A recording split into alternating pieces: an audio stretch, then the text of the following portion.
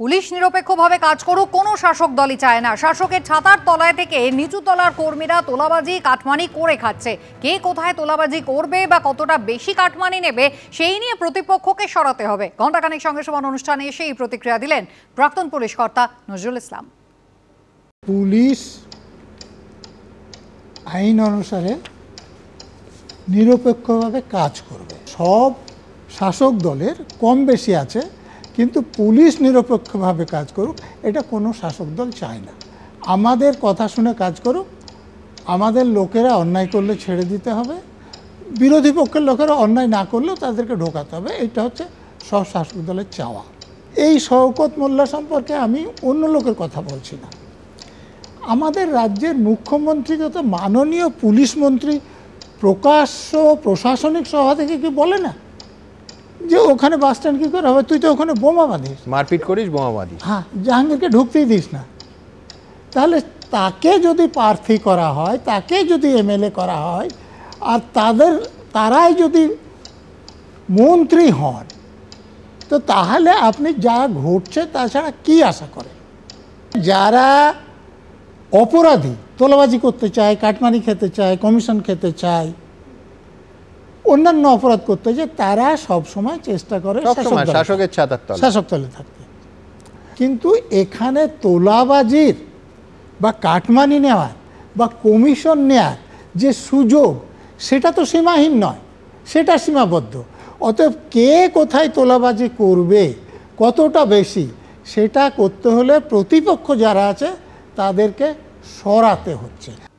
ভাঙড় থেকে সাঁইথিয়া তৃণমূলের অঞ্চল সভাপতি খুনে ব্যবহৃত হয়েছে আগ্নেয়াস্ত্র। রবিবার ভাঙড়ে নিহত তৃণমূল নেতার বাড়িতে গিয়ে তৃণমূল সাংসদ সায়নী ঘোষ প্রশ্ন তোলেন, অস্ত্র কোথা থেকে আসছে? লাভপুরে তৃণমূল বিধায়ক অভিজিৎ সিংহ বলেন, অস্ত্র এলো কিভাবে? আর এখানেই বিরোধীদের বক্তব্য, অস্ত্র কোথা থেকে আসছে তা দেখার কাজ তো পুলিশের। ভাঙড় কি এখনো পর্যন্ত সেই বারুদ, গোলা বারুদ, আগ্নেয়াস্ত্র এগুলোর উপরই বসে রয়েছে বলে আপনি মনে করছেন? এখনো সেই বোম গুলিগুলো এখনো ওরা নিয়ে বাস করছে। নহলে একটা মানুষের মাথায় 5টা গুলি চলে কি করে? অস্ত্র কোথা থেকে আসছে এই সবটা কিন্তু একটা তদন্তের আওতার মধ্যে পড়া উচিত। ভাঙড় থেকে ইংরেজবাজার সাঁইথিয়া, কোথাও তৃণমূল নেতা তো কোথাও তৃণমূল কর্মী খুন। আর আশ্চর্যের বিষয় হলো, এরপর কার্যত বিরোধীদের সুরে শাসক দলের সাংসদ বিধায়করাই প্রশ্ন করছেন, অস্ত্র আসছে কোথা থেকে? অস্ত্র কোথা থেকে আসছে এই সবটা কিন্তু একটা তদন্তের আওতার মধ্যে পড়া উচিত। যেখানে একবার দুবার গুলি করে থামতে পারছে না, তার জন্য 5 রাউন্ড গুলি চালানোর পরেও কুপিয়ে মারা হচ্ছে, এটা আনঅ্যাকসেপ্টেবল। এই যে দুষ্কৃতকারীরা যে আর্মসটা ব্যবহার করেছে, এই আর্মসটা কিভাবে এলো, কোথা থেকে এলো, কারা নিয়ে এলো? পাল্টা বিরোধীদের বক্তব্য, ক্ষমতায় তো তৃণমূল, সরকার তো তৃণমূলের, অস্ত্র কোথা থেকে আসছে তা দেখার কাজ তো পুলিশের। আর পুলিশ মন্ত্রী খোদ মমতা বন্দ্যোপাধ্যায়। তাহলে কি ঘুরিয়ে তৃণমূলের সাংসদ বিধায়করা মমতা বন্দ্যোপাধ্যায়কেই প্রশ্ন করছেন? কটাক্ষ বিরোধীদের। এতদিন তো বিরোধীরা করছে বলে পার পেয়ে যাওয়া যেত, কিন্তু এখন দেখছে মারছে তৃণমূল, মরছেও তৃণমূল, অস্ত্র বানাচ্ছেও তৃণমূল, মজুত করছেও তৃণমূল, প্রয়োগ করছেও তৃণমূল। বকটিয়ার ঘটনার পর মুখ্যমন্ত্রী বলেছিলেন 7 দিন সময় সমস্ত অস্ত্র উদ্ধার করব। ভাঙড়ে এই খুনের অপরাধে ধরা পড়ে গেছে তৃণমূল। পাল্টা যুক্তি দিয়েছে তৃণমূল।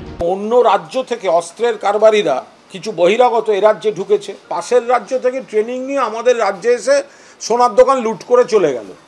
তো আমরা বলবো না যে সব অস্ত্র উদ্ধার করা হোক?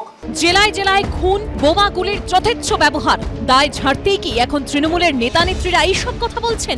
কিন্তু 14 বছর ধরে রাজ্যে ক্ষমতায় থাকার পর কি এই সব তত্ত্ব মানায়? হিন্দলতে আশাবুল হোসেন ও সত্যজিৎ বৈদ্যর রিপোর্ট, এবিপি আনন্দ।